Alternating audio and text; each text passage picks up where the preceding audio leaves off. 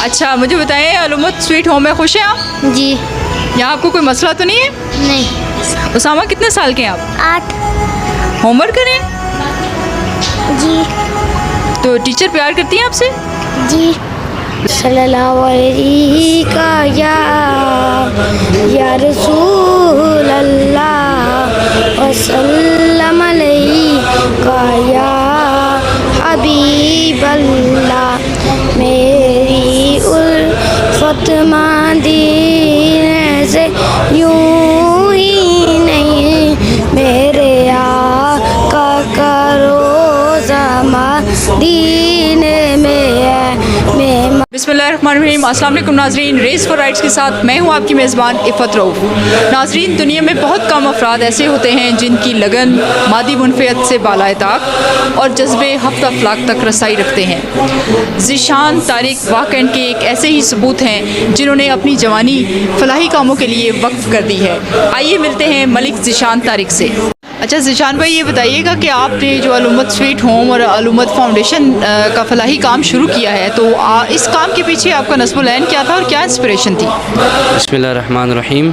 असल में मैंने पहले भी काफ़ी ऐसे ही दोस्त अहबाब आते रहे इंटरव्यू वगैरह के लिए, तो हम बताते रहे कि फ़ाउंडेशन की तो बेस ऐसे बनी थी कि बस एक शख्स को ज़मीन से उठा के खाते हुए देखा था। वो सफ़ेद रेश बुज़ुर्ग थे। तो आज से 5 साल पहले की बात है, रमज़ान भी था। तो बस उस टाइम दिल में यही ख्याल आया था कि हम अपने घरों में तो इतने खाने खाते हैं लेकिन अपने बाहर की फ़िक्र नहीं होती। इफ़्तार का ही वक्त था। तो एक तो ये बात कि वो दिन है और आज का दिन है, कोई भी रमज़ान घर में नहीं गुजारा 5 साल से।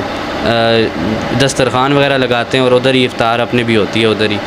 और ऐसे ही फिर लोगों को खाना खिलाने का सोच कर खाना खिलाना स्टार्ट भी किया। 2-4 बंदों से ही स्टार्ट किया और वो बढ़ता गया और अल्लाह का शुक्र है इस टाइम डेली 500 से ज़्यादा लोग खाना खाते हैं। घर वालों की तरफ से, आपके वालिद साहब की तरफ से, माशरे की तरफ से आपकी हौसला अफजाई ही हुई इस सारे मामले में, या शुरू में हौसला शिकनी भी हुई? असल में जहाँ पे हौसला अफजाई करने वाले होते हैं वहाँ पे हौसला शिकनी करने वाले भी ज़रूर होते हैं। जहाँ तक बात है घर वालों की, तो मैं हमेशा, और जो ये सारी हमारी मेहनत है, तो मैं इसका जो सेहरा है ना, वो अपने वालिदैन के सर पर और अपने भाइयों के सर पर रखता हूँ कि आज 5 साल हो गए हैं।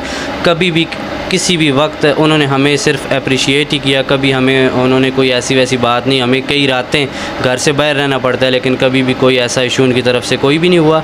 और सोसाइटी के लोगों में से भी अच्छे भी होते हैं, बुरे भी होते हैं, और अच्छे लोग अप्रिशिएट भी करते हैं और कई ऐसे भी लोग हैं जो अप्रिशिएट नहीं करते। छोटी छोटी चीज़ों को बहस बनाकर, टॉपिक बनाकर, तो उस पर फिर पोस्ट वगैरह करना या कमेंट्स में ऐसे करना, तो वो कभी हमने इन चीज़ों का जवाब नहीं दिया। बच्चों का बचपन से ख्वाब होता है कि वो डॉक्टर बने, इंजीनियर बने, पायलट बने या पाक आर्मी में चले जाएं। पाकिस्तान का जो माहौल है, तो बचपन में आप क्या सोचा करते थे कि बड़े होकर क्या बनेंगे? असल में बचपन का सोचना कुछ और होता है और प्रैक्टिकल लाइफ में इंसान आए तो वो कुछ और अंदाज़ होता है। बचपन में क्रिकेट का बहुत शौक़ था और बड़ा एक भूत सवार था, क्रिकेट में जाना है, एक ये टारगेट था। दूसरा फिर ये कि पाक फ़ौज को ज्वाइन करना है। लेकिन ये जो अल्लाह की मर्ज़ी होती है, जिस तरफ इंसान ने जाना होता है, बस यही दिल से दुआ हमेशा करते हैं कि अल्लाह ने हमें जो भी बनाया अपना मुखलिस बंदा बनाए और हमसे इंसानियत को फ़ायदा पहुँचाए। दस्तरखान जो हमारे 2 शहरों में, वहाँ में भी और टेक्सला में भी हैं, इसका मामला ऐसा है कि अब जो राशन भी हम मंथली प्रोवाइड करते हैं डिज़र्विंग फैमिलीज़ को, लेकिन उसके लिए हमारा प्रॉपर एक राशन वाला फॉर्म है। उसके बाद वो फ़िल करके हम वेरिफिकेशन करते हैं और उसके बाद जाकर राशन प्रोवाइड करते हैं, क्योंकि उसमें ज़कात की पेमेंट भी शामिल होती है।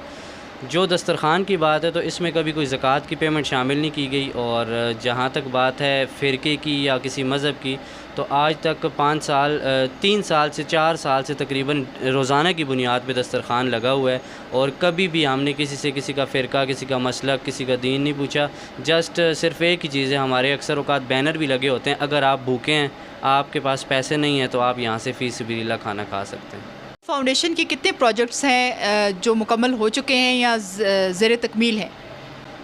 अल्लाह का शुक्र है, पूरा साल अगर आप देखें तो जनरली एक बात है कि कोई भी इस्लामी इवेंट आता है या फिर कौमी इवेंट आता है तो हम उस दिन घर में नहीं होते, यानी हमारा कोई ना कोई प्रोजेक्ट होता है। कि बाज़ औक़ात लोगों को देखते हैं जहाँ पर पानी की अशद ज़रूरत है, वहाँ पर एक कूलर जो पानी ठंडा प्रोवाइड करे वो इंस्टॉल करते हैं और इस टाइम तकरीबन 18 कूलर वाकैंड पूरे में इंस्टॉल कर चुके हैं।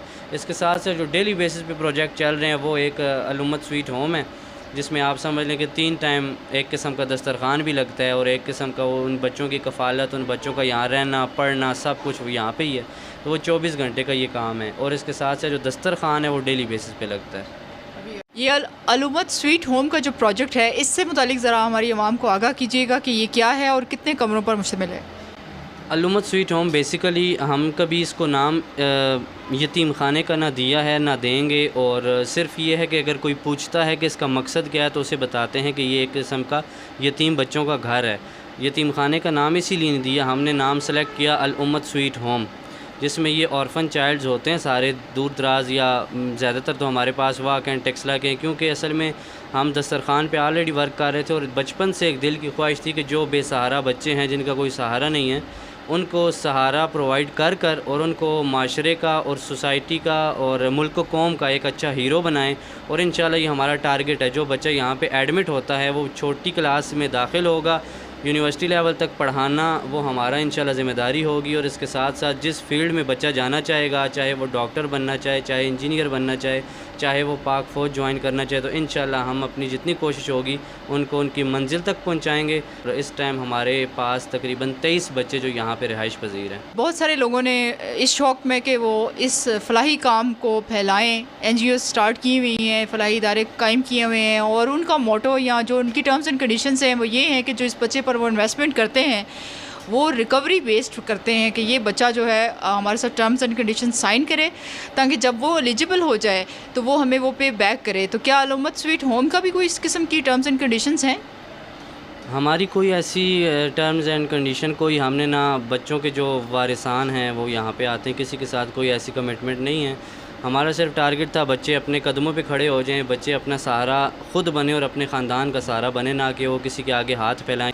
आवाम के लिए इस टाइम जो हमारा सबसे मेन पैगाम है वो यही होगा कि जो अभी हमारे पास ऑर्फनेज की स्वीट होम की बिल्डिंग है ये रेंट पे है और अच्छे खासे रेंट पे है, और हमने अपनी एक जगह लैंड परचेज़ की है और उस पर हम ऑर्फनेज तामीर कर रहे हैं। यहाँ पर हमारे पास तकरीबन 25 बच्चों की जगह थी तो 23 बच्चे एडमिट हैं। हम वो जो बिल्डिंग तामीर कर रहे हैं वो तकरीबन 100 बच्चों की रिहाइश के लिए है और वो काम जारी है। उसका इंशाल्लाह करीब जो छत है वो भी डलने लगा है। तो लेकिन हमें उसमें बहुत सारी डोनेशन और कंट्रीब्यूशन आप सब दोस्तों की, देखने वालों की दरकार होगी, क्योंकि सारा आप सब के तावन से ही बन रहा है। और ये एक किस्म का ऐसा सदका जारी है कि शायद हम दुनिया से चले भी जाएँ तो ये बिल्डिंग इंशाल्लाह कायम रहेगी और यहाँ पर जितने बच्चे तालीम हासिल करके वो किसी के लिए सरमाया बनेंगे तो इंशाल्लाह हमारे लिए आखिरत भी उस हवाले से अच्छी होगी।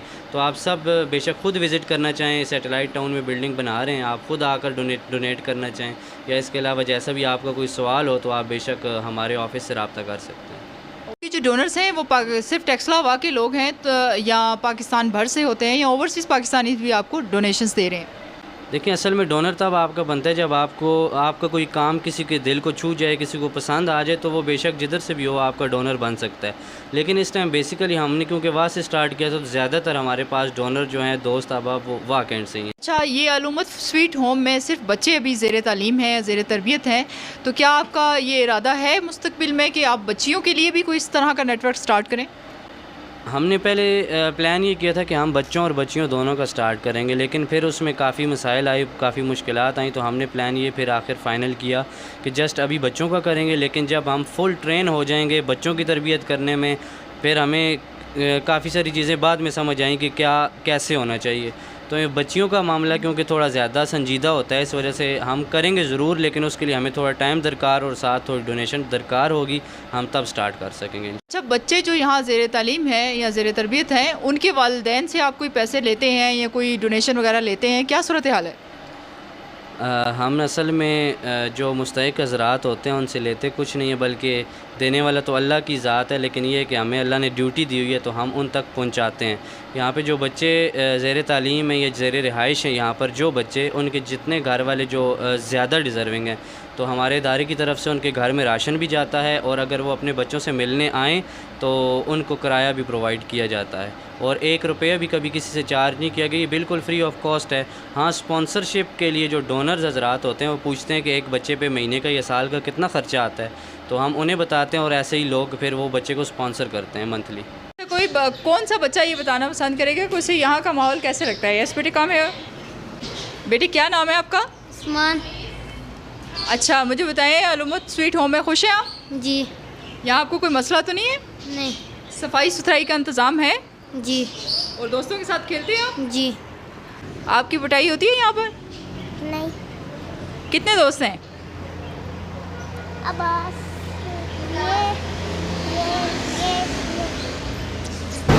रेज़ फॉर राइट्स चैनल के तवस्सुत से अल उम्मत वेलफेयर फाउंडेशन की जानिब से सब साथियों को जश्न आज़ादी मुबारक। जश्न